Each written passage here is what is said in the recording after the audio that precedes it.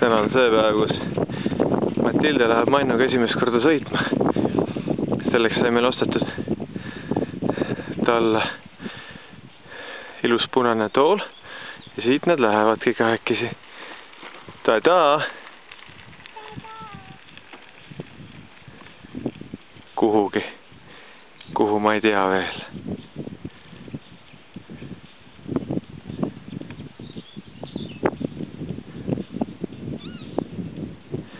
Kui hästi läheb, siis kuu aja pärast saame samamoodi sõita Vardjale.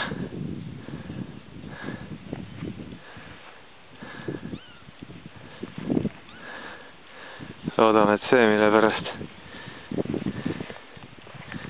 Japp meile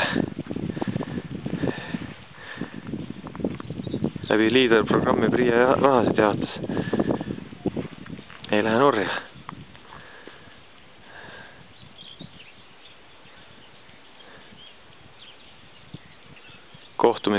Kohtumiseni Preedi ääres ratastega.